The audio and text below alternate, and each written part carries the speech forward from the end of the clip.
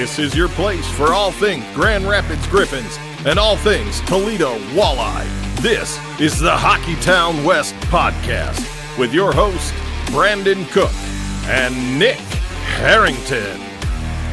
Welcome to the Hockeytown West Podcast, your source for everything Grand Rapids Griffins and Toledo Walleye hockey. I am one of your hosts, Brandon. And I'm Nick. And that's the most positive energy you're going to get out of me for this entire episode, right there, the intro, because what the hell just happened? That's all right. I'm here to bring it. Oh, if you're new here, welcome to the show. This is our post-game reaction from the Grand Rapids Griffins game tonight against the Milwaukee Admirals. It was Game 3 of the Central Division Finals. We do one of these episodes every post-game, right after the game, while it's still fresh in our memory, and we give you our true fan reactions here. Like we give it the way we feel like the fans feel as well. So if the kids are around, maybe not have them listen to these episodes. It's best to do that because I usually start off soft and then it gets unhinged. Well, wait, what? What? You start off soft and then it goes unhinged? Yeah, usually. There's so many jokes in there, but I mean, I think even before we hit record, like you're pretty already upset and irritated and frustrated about this. Got all the cuss words out at that point. So yeah, maybe we'll see. We still can't score a power play goal. So, there's that. But before we dive too far into the game, let's talk about the lineup tonight, because I think that was the biggest storyline as we headed into this game. Because as we came into this, the biggest question mark was, will Simon Edvinsson be in the lineup? Yeah. Is he ready to go? Unfortunately, he was not. It sounds like he might be ready to go for Game 4. We really hope so. He's clearly missed on the back end for this team, but he was not out there tonight. Yeah, it's interesting. Based off the pregame talk, it sounded like he was going to play tonight, and it was just kind of a day-to-day thing. It wasn't anything major.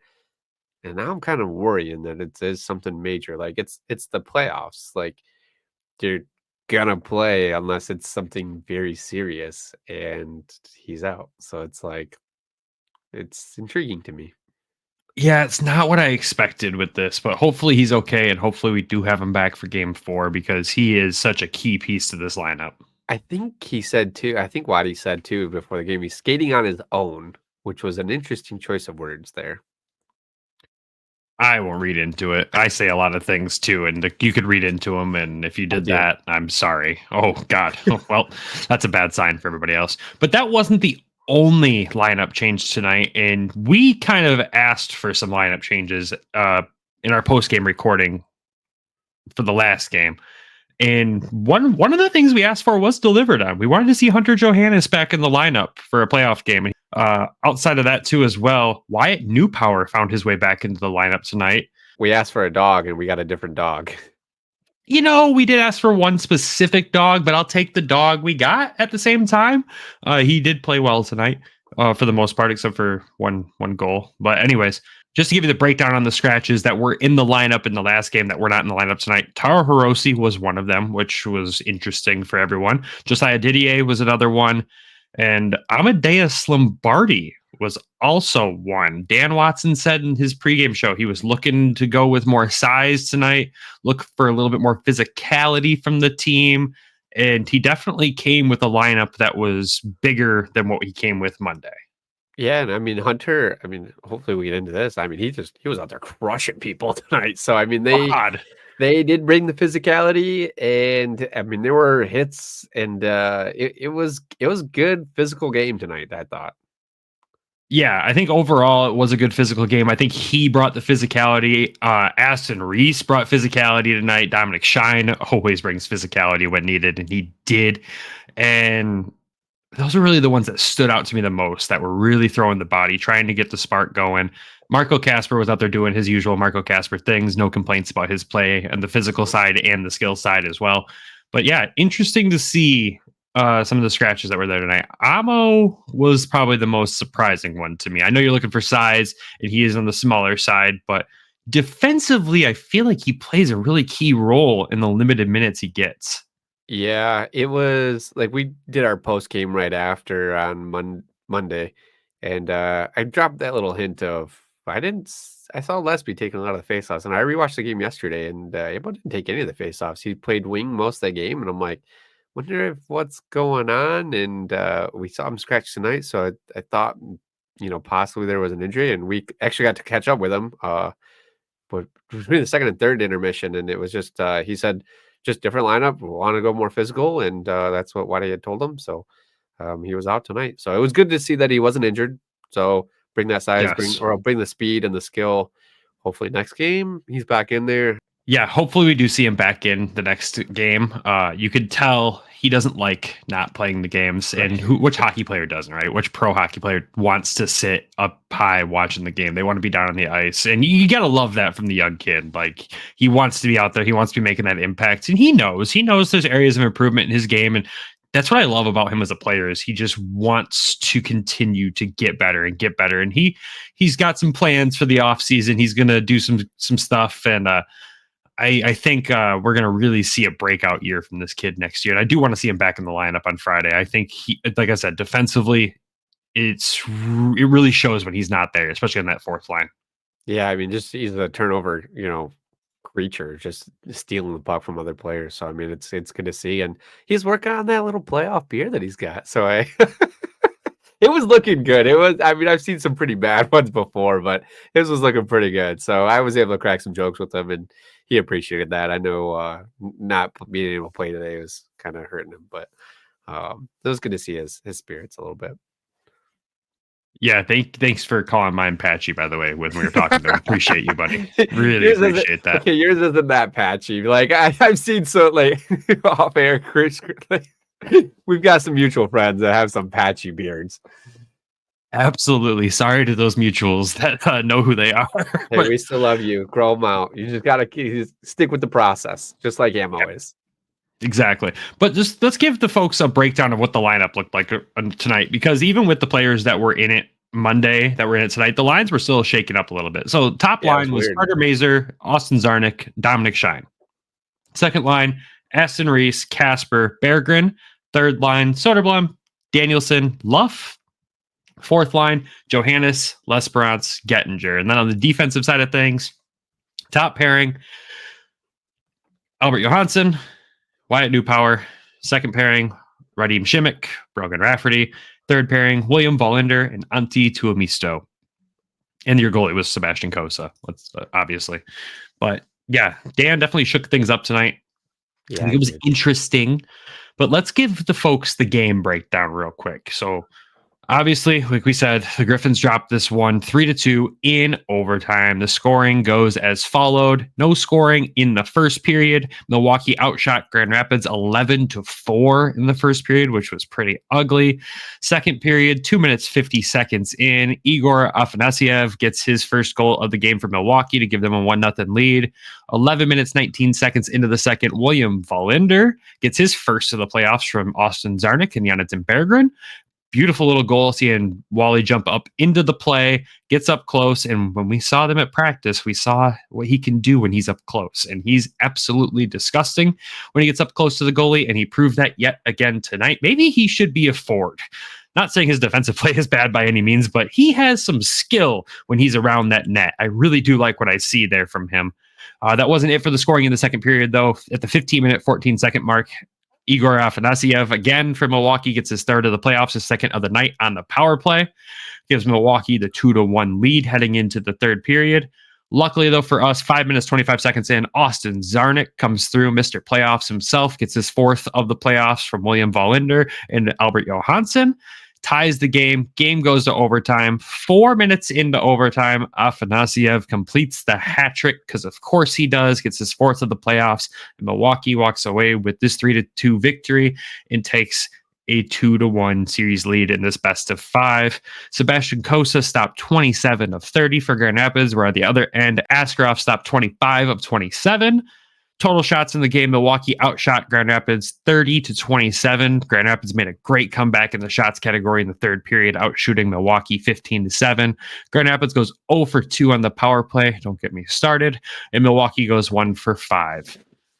So do we go negative first here, or do we try to stay positive? Because I feel like we've done a good job so far of not going off the ladders here, but I'm pushing it closer to the edge of the roof.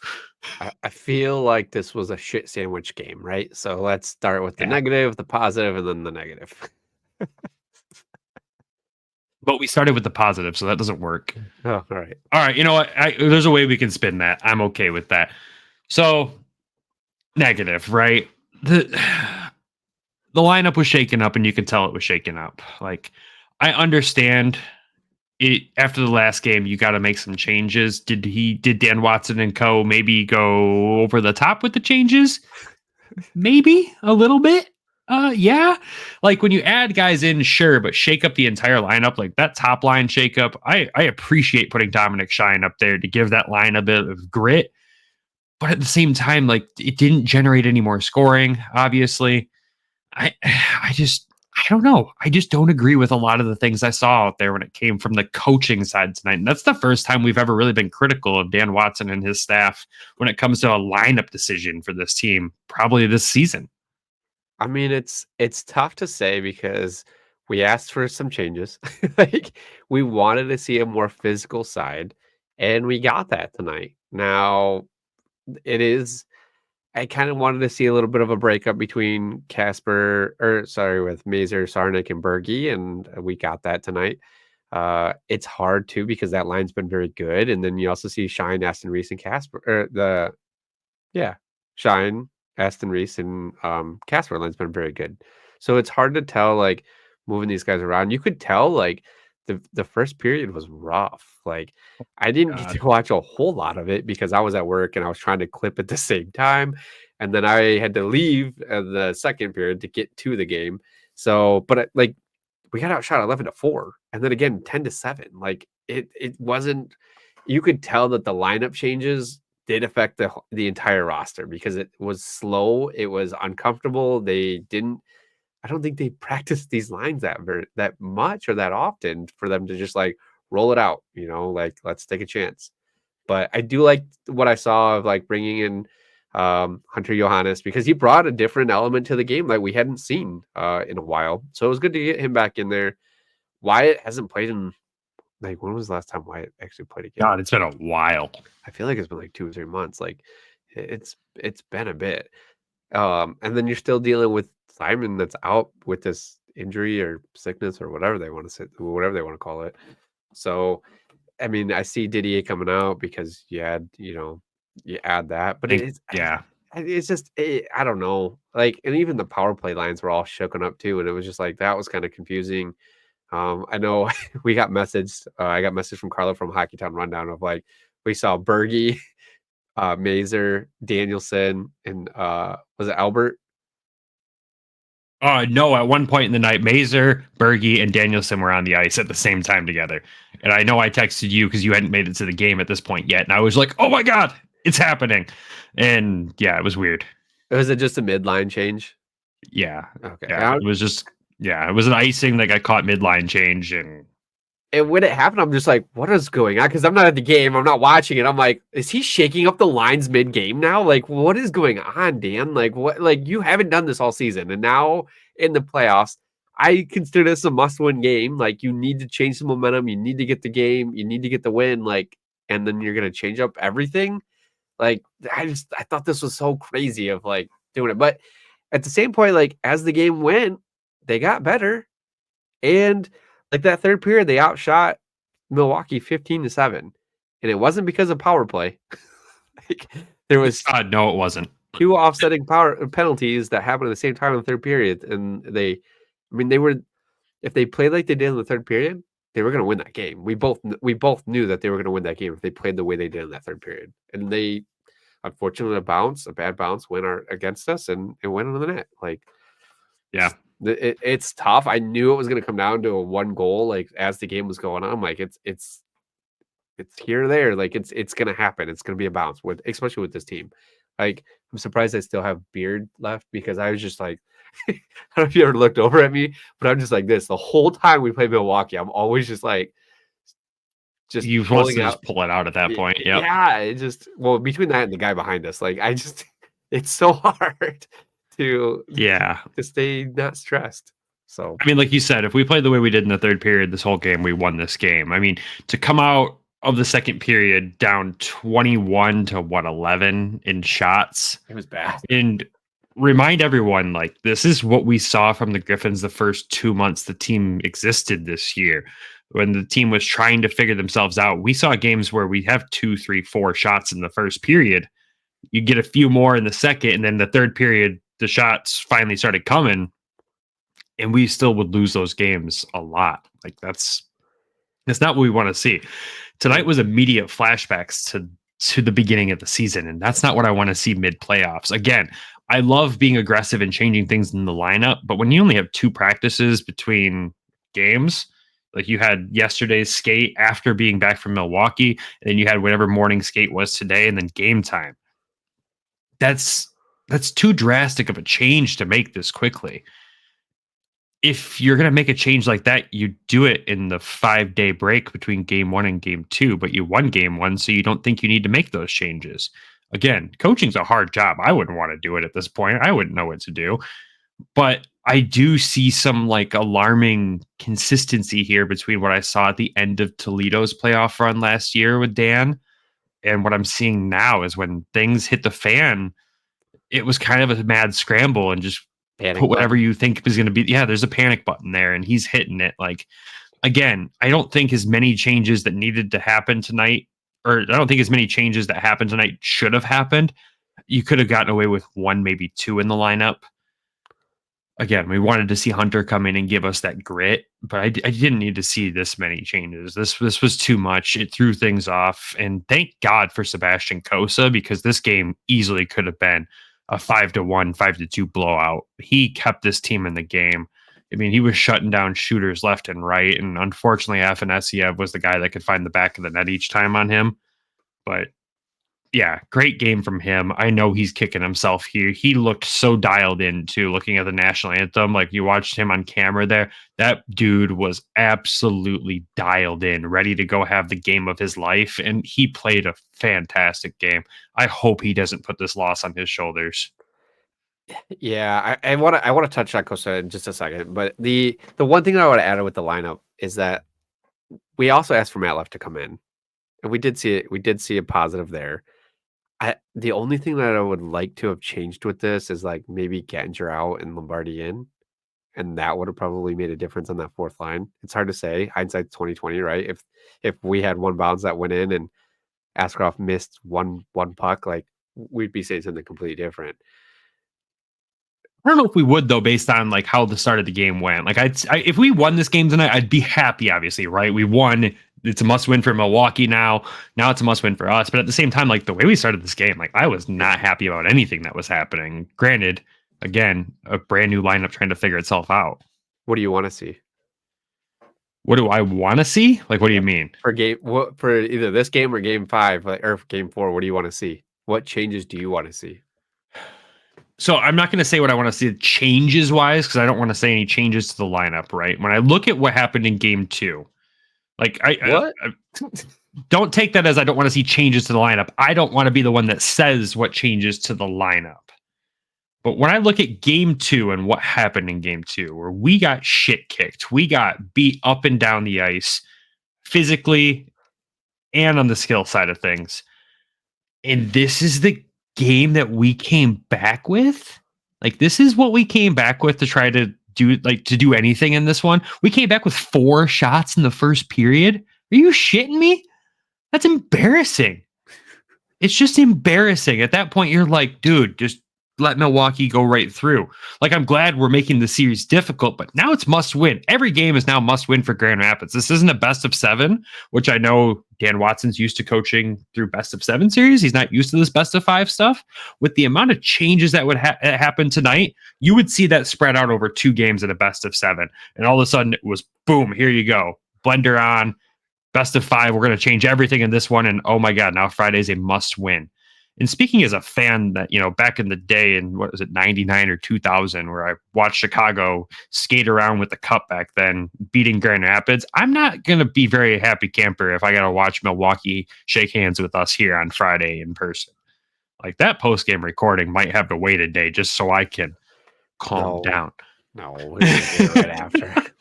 But, like, maybe we do it in the car in the parking lot. Yeah, who knows? What I want to see is just I want to see the team that went on an 18 game point streak. I want to see the team that knows they're as good as they absolutely are. This team is an incredible hockey team. It's filled with incredible players that are second guessing themselves at this point, is what it feels like. Every time they have the puck on their stick, they're second guessing their decision instead of just going with their gut and making the first move. That's what I want to see, the guys out there with the confidence that is to go out there and do the darn thing. That's Don't what be I want to scared. see. Don't be scared. Just make the choice. Yeah, if you shoot it and it goes wide, oh well, you shot it. You made that first pass and you missed it, oh well. But you made that pass attempt. You didn't hold on to it and let Milwaukee see what was happening. And I swear to God, if I see more dump and chasing, I'm going to freaking lose my mind. The first period was dump and chase, dump and chase, dump and chase. And I thought Ben Simon was back in the building. This team is so Jekyll and Hyde all year. I've seen this of like some, and I actually spoke to a fan yesterday about it. I'm like, there's some games I feel like we're watching a Ben Simon team, and then there's some games I feel like we're watching a Dan Watson team. Like it, they're not consistent enough. I don't feel like there's a lot of good prospects on this team. There's a lot of good individual players. I just don't think this team is gelled at this right now. It just doesn't feel like the team is gelled, and I don't know if it's because of the lineup changes and things have been going on. But like during that 18 game point streak, like they were consistent. They were more consistent, I felt, throughout. Like they were playing more of a team. The passes were crisper. They were the cycling in the zone. They were playing down low. Like that. Do you remember those stretches of just constant one-touch passes that were just things of beauty? And you sit there and be like, holy shit, how did they do that? Like game one in Milwaukee. It was a beautiful thing. It was a thing of beauty, man. Like seeing those goals, it was just like, whoa, where did this come from? Like we're gonna start against the Central Division champions. Like this is how we're gonna play them. Like fantastic. I'd love to see it. And now I just feel like we've kind of, I don't know. And you know what? Remember what we called out in that game was that Milwaukee tried to be physical. Like there was times that Mutter came out and tried to start stuff, and like Griffins just took it and played their game. And then the game 2 happened, and now we came out tonight wanting to be bigger and physical to match Milwaukee's game. Why are we trying to match their game? Go play our game. Yeah. Like, why is that the goal? To match their game, to match their size, to match their physicality? Who cares how physical they are? Clearly, the more physical they are, they get themselves into trouble. Look at LaRue tonight. Absolute moron out there on the ice. Well, like, if the Griffins' power play was good, he would have actually been a liability, but he gets to go out there and do that stuff free reign because our power play's ass. Well, yeah, and they didn't help us tonight because we gave Milwaukee 5 power play opportunities. They only scored 1, but the physicality didn't help. So that's maybe we don't need to go with that physical. I don't know. The physicality wasn't even what got us in trouble. It was just the ref calling things so tight in a playoff game. I've never seen the officiating as bad as it was tonight for a playoff game. This was insane. But before we get onto that tangent there, I guess so. I do want to give one guy credit because it was kind of a playoff.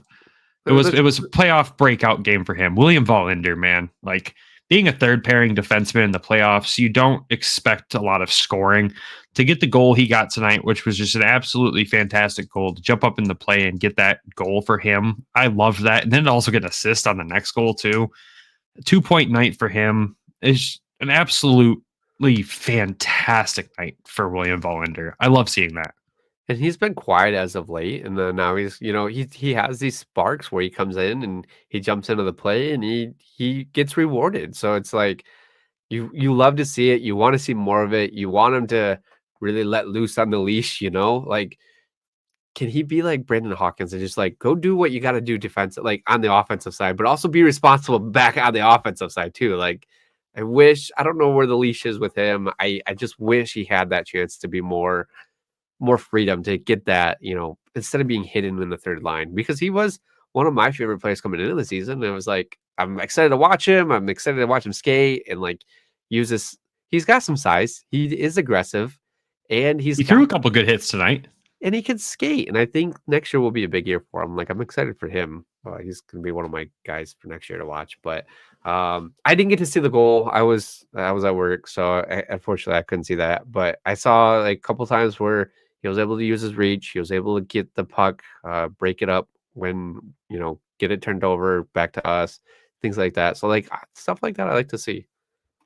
Yeah, 100%. And then another guy, Austin Zarnik, goal and an assist tonight, +2, 3 shots on goal. Again, I call him Mr. Playoffs. He's just super consistent in the playoffs. He's an energy driver for this team. And again, just another good night for him.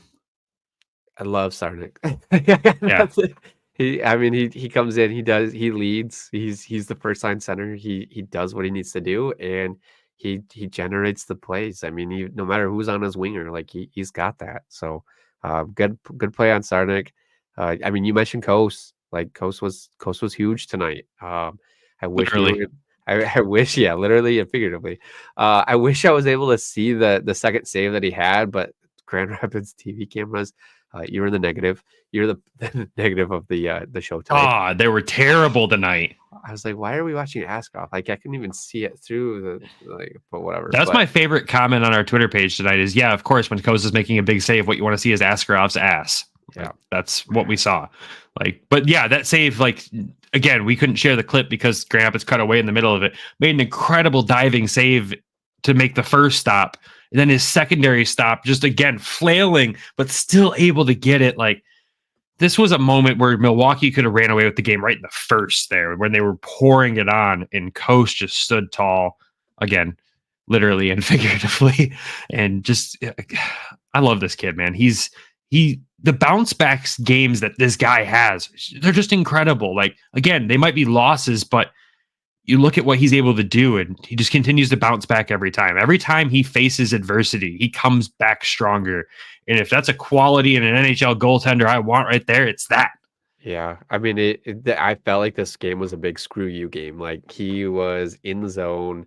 You said you ran into him this morning. Was it this morning or yesterday? I didn't run into him, but I saw him walking into the arena for morning skate yesterday, and he looked pissed. And then again, he looked dialed in as all get out before the game started today. And there was a couple times, we mentioned in game 2, LaRue got in his kitchen a little bit. He took misconduct for doing this, but he skated back to the slot after scoring and then stared down Cossa and said some words. And those two said some words to each other again tonight. And Cossa, I think, got the last laugh. But, Kind of. Well, when LaRue gets a misconduct for shooting it into our empty net when Coase skates off for a delayed penalty, I think that's a last laugh that he can take right there, because they had to skate past each other as he was being sent off for that 10 minutes there. So, again, Coase, just another great game from him. I hope he doesn't take these games and look at him and go, it's my fault, because it's not.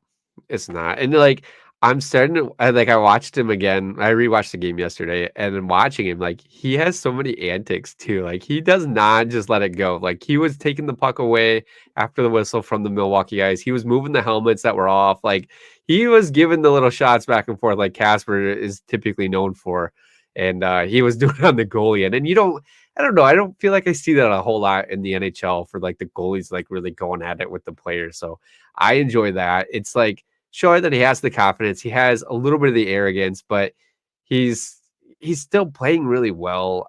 I thought he played well tonight. I thought he played well the last game too. And rewatching the game, like, the game was so close. Like, the score really didn't indicate how close the game really was. And like, tonight was a lot closer in play and score as well. So, I mean, I think just 1 or 2 against Askarov, we would have been right there. So, Who Coase's like little antics remind me of? Patrick Waugh. No, Marc-Andre Fleury. Yeah, maybe. Yeah. Like, off ice, I know Fleury is known as the prankster. Maybe like, I know maybe Cossa is a prankster. Cossa isn't probably there yet, being the rookie, but at the same time, who knows? But on ice, he's got those little antics there. That sticks out to me. Last honorable mentions I'll give out here. Berggren, 6 shots on goal tonight and an assist. Again, trying everything he could. Mazer as well, 5 shots on goal. They were really just firing the puck as much as possible in the third period there. I know a lot of those shots didn't come in the first and second. But the biggest honorable mention of the night, Dominic Shine. He put on at one point, I called it a forechecking masterclass in front of us there. It was absolutely beautiful. And again, just continues to show why he's a leader on this team and why he's as loved for this team as he is.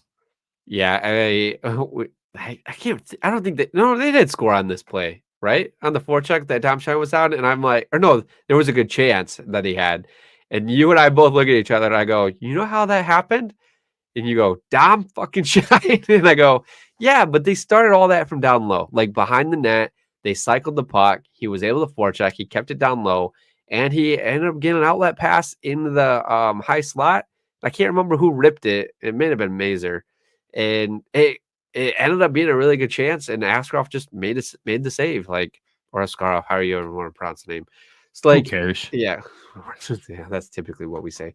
But like, Dom Shine, like just getting crazy, getting the energy. Like I really like him with Zach Aston Reese on that together, but I like it separated as well. Like he just brought a different dimension to that line, and he played really well. And I just hope they just continue. I hope he continues.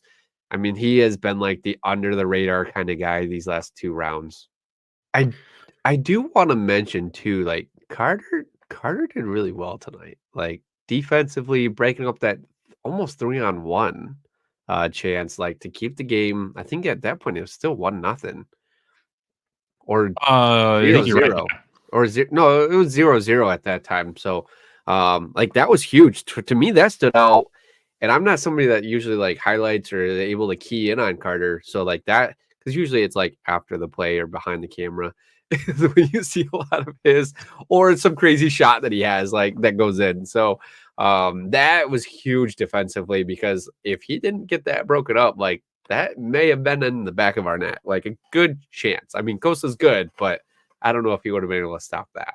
So Yeah, he really bailed us out there. So good job, Carter. Anybody else that we want to highlight here before I just end this one? I want to end it with more positive energy here. So I want to get through this. And anybody else? The Brogan Rafferty, I mean, he has been leading the team in plus minus. I know that's not like a huge stat that we want to focus on, but I still find it important. I mean, he's a plus. I think he's a +8 now. Is that right? He had Yeah, he's been very defensively sound. And I think that goes with being paired consistently with the same guy. I mean, him and Shimmick make a great pairing together. to make a great couple. Yeah, there you go. But they do make a great pairing, and I love what they bring to the table. Shimmick brings physicality, but also really solid defensive play. And Rafferty brings an offensive upside that a lot of people forget about. And you got to remember, he's been here before. He just went through this with Coachella last year. Like, he's done this. This is the first time here, but he's been in the AHL playoffs before. Yeah, that's what I'm saying. People know what I mean when I say that by now. Come on. God. In case you're new here. If you're new here, welcome to the chaos. Yeah, welcome to the chaos. Yeah, Raf played very well. I'm very, very happy with his play. And yeah. That was it. Positive was the crowd tonight. There for a Wednesday night game, there was a ton of people there tonight, and it was loud. Like my watch continually went off for 90 decibels, and yeah, the crowd was good. The crowd was in it. It was weird for me because it was a Wednesday, and I don't typically make Wednesday games, and 2, it was just like I came in like halfway through the second, so I was kind of out of place. But the crowd was good. It was fantastic tonight. 6,788 people tonight on a Wednesday in Grand Rapids. That's fantastic. You can tell the city loves this team. The city loves being in this position. They want to be in the playoffs. They want to have this action, and it can't end here. Like this series does not end Friday. The Griffins aren't done after Friday. The Griffins are moving on. They're gonna have to play another game in Milwaukee, unfortunately, but they're gonna move. They're gonna do this, and I know they can pull themselves out of this. We've been in worse, darker places before and seen just some incredible things come out of it. I don't know what the changes need to be. I don't have the answers. I don't want to project the answers. I don't want to comment specifically on certain players who shouldn't be in or out. Like this is at this point, the team needs to come together and be a team, and they need to play their game. It's not, we need to go imitate or match Milwaukee's game. We don't need to bring the physicality to meet up with them. We need to go back to playing our freaking game. Because whenever the Griffins play their game, whenever they do that, they're an incredible hockey team. This team is full of so much talent. This team is full of so much skill. They've got to do this. Like I know, and let me preface this with, no matter what happens in these next 2 games, this season was a success. I did not project us being in this position when the season started. I said we can make the playoffs. after that, it was all free game. It's kind of like when the Lions made the playoffs this year. I'm like, we made it. We won a playoff game. Whatever happens, happens at this point. We got to that point.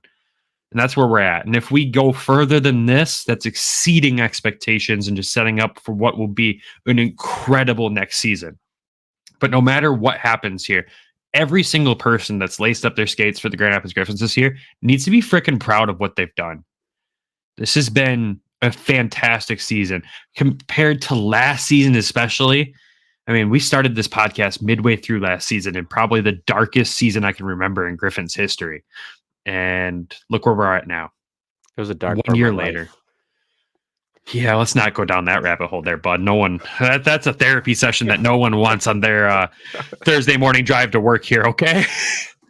Yeah. But what I'm trying to get at here is, fans, we've got to show up on Friday for the boys. We've got to show up. We've got to show up big. I know I was already talking back and forth here with Nick, being like, how do we cover this game online for all the people that can't make it, but also get to go there and be the fan that we want to be? And it's going to be really difficult to do, and we'll figure it out. And we want to live in the moment and enjoy it. And God, like, there was so many just glimpses of an incredible crowd tonight. And I wanted to see it consistently through. We don't need to keep waking up in the third period, just like the team does. We need to be there from start to finish. Get on your feet, have fun, make some noise, be loud, lose your voice. I'm losing mine as we go through this episode here. But that's what everyone should leave that building Friday night. Because like I said to Toledo fans when they came into, Monday's game this week, it could be the last time we see the boys on the ice this year. And they're going to leave it all out there, and we need to leave it all out there as well. So, fans, let's have some fun on Friday. I know you're excited. I'm excited. I know all of our people that we've had on this podcast, media-wise, will be in the building on Friday as well, which we're super excited. Elaine will be there. Andrew Rinaldi will be there. Tyler's always there at this point. But we're just excited. And whatever happens in this game, I'm still proud of the boys this year. I mean, you make it sound like we're setting it up for a loss, but I'm excited. Friday's going to be off the chain. I hope they do. I hope the team does some crazy thing like a whiteout or something, or blackout. I don't know. Can they do a blackout? Is that possible? Is that a thing? I don't know. Do you think they're going to do that? Come on. Well, I mean, they did the pig roast for round 1, so maybe they could do something for this round, or I don't know. But we got to get the fans in it. I'm excited. Like, not that they weren't in it this for tonight, but the boys fed off of it. I mean, we woke up in the third. I don't want to say we woke up, but there was energy in the third. The boys started turning it around. They fed off of that, and then I felt like overtime was kind of quiet, to be honest. Like, maybe some people left because they had day jobs to get back to, or for the next morning. But we just got to bring that energy. We got to bring the excitement. We got to get crazy. We got to bring because they feed off it. They know they do. I know they do. We've talked to them. So we're gonna win Friday, and then do you and I make the trip to Milwaukee on Sunday? It's a holiday weekend, man. I think we might have to. I have Monday off. I know, me too. We could take the ferry. Maria was down. She's like, we could take the ferry across from Muskegon, and I'm like, you're onto something here. We could do that. I've never been to their arena. Me neither. So maybe it's a trip that we take. We start logistically planning it Friday because we're going to win. Hockeytown West goes to Wisconsin. That would be first for all of us. But yeah, I'm excited. Everybody come out. Let's get crazy. I'm excited to see Elaine. I'm excited to see Rinaldi and of course Tyler. You say it so negatively, like, oh, of course, Tyler. No, I love Tyler. So I'm excited, and we'll be there. We'll be loud. We'll be crazy, and I'll be there hopefully before the game starts. So you better be. I expect you to be there. Yeah. Yeah. I'm gonna come kidnap you from work at this point. With that, anything else you want to add to this episode? We gotta go 11-7. We have to go 11-7 on Friday. That's the one thing we have to do. I don't know. It's weird. We've lost 2 now with Nate Danielson in the lineup. I wasn't going to say that publicly. I wasn't going to say a thing about Nate Danielson, positive or negative, publicly. just an odd coincidence here. Here's what I'll say. If he's not ready to play at this level yet, which is fine. Which is fine. Yep. Like, again, he just played a full season plus playoffs in junior. That's not like that's an easy task. That league's rough, tough, fast. Like, you got to be really good to make it as deep as they did. Mm-hmm. If he's not ready, conditioning wise or anything else, to be on the ice at the Grand Rapids Griffins level, don't put him on the ice. And if it's Red Wings brass telling Dan Watson, Danielson needs to play, that pisses me off. Because Dan Watson should be able to make the decision that he wants to make for his team. This isn't a Chicago-Carolina situation. The Red Wings brass needs to understand that Danielson getting these 3 games, if we lost Friday, he'd get 3 games. Those aren't as important as what the next round would be to Sebastian Cossa, to William Verlander, to Carter Mazur, to Jonathan Berggren, to Simon Edvinsson. You're playing with house money there at that point. You need to have those guys in those games. You don't sacrifice that for Danielson to get out there. Again, not that Danielson's been bad, not that he's been great. If he's just not ready, he's not ready. And if Tim Gettinger's injured, please get him out of the frickin' lineup. My God. Sorry. Had to get that last one in there. I think with him, like, he didn't get, I think he had a morning skate with the boys last game. He got one practice in between. He doesn't. No, he's out there. The skate that morning, and then he was in the game Monday. Yeah, like he hasn't. He skated with the team outside of gameplay 3 times. If they had a morning skate today, which I'm assuming they did, because they had practice yesterday and morning skate today. So he's been on the ice outside of regular gameplay 3 times with this team, and been on the ice for 2 games. It's not that it's a lot to ask for a kid. Yeah, it doesn't that it's not that he looks lost like Emmett did when he was out there. He doesn't look bad. It's just it's throwing off the chemistry. I would have rather him be a black ace for this round, or for the playoffs, to be honest. There's a lot of value to a kid at his age sitting in the press box, understanding the game from up there, because if anyone's ever paid attention in Van Andel Arena, you can easily see where the players are sitting for playoff games. There's a whole suite of them. You just look for a bunch of young kids wearing suits up in an upper level suite. You can find them. Yeah. They're not up there watching TV, drinking, or what. They're watching the game. Yeah. It's a very clear requirement that they're out there studying every ounce of what's happening on the ice. There's a lot of value to that when you can put Danielson up there with a lot of veterans and a lot of other talented young players who are sitting up there that can collaborate together and understand what they're seeing on the ice out there. There's value to that. Mm-hmm. And I'm okay with Danielson missing a game or 2. Like, this isn't the last 10 games of the regular season where you're putting them in to get them an audition. This is playoffs. Like, these are important games. It's a best of 5 series. Like, 1 game is like 2 games in the NHL playoffs at this point. Like, we're now must win from here on out for this series. We have to win every game. And then we face the most incredible challenge that this Griffins team has faced in years in Coachella in the next round. I thought you were going to say Cleveland. Sorry. No, that would be a finals matchup. Yeah. Oh my God. No, Hershey's going to wipe the floor with them. Don't worry. Yeah. It's go time, boys. That's all I got to say. It's go time. For the fans, it's go time. And for the boys on the ice, it's go time. And if I could ask for anything on Friday, if Hunter Johannes is in the lineup again, can he just obliterate Zach LaRoe like he did tonight one more time for me? Like, if that's the last thing I see this season that gives me hope, like happiness, I'll take that. Because that was just chef's kiss, thing of beauty. Oh my God. That kid can throw him, dude. Oh my God.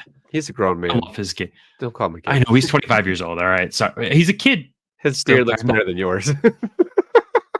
Second time today you've attacked my beard. That means we need to end this recording. So thank you, everybody, for tuning into this post-game reaction. I know it was all over the place.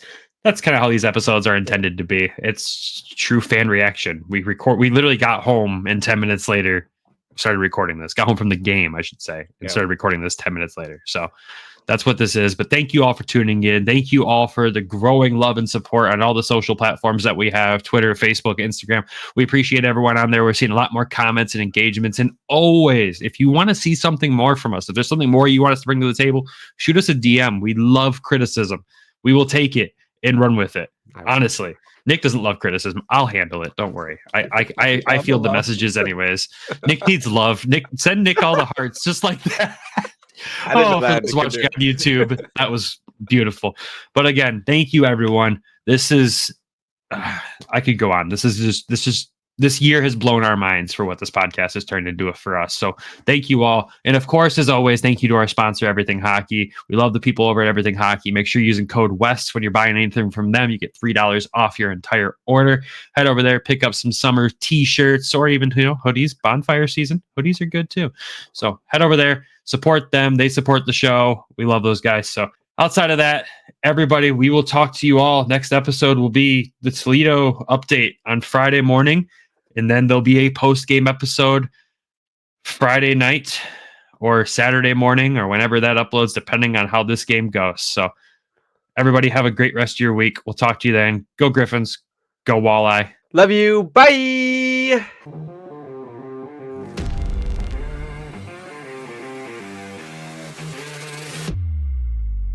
Thank you for tuning in to the Hockeytown West Podcast.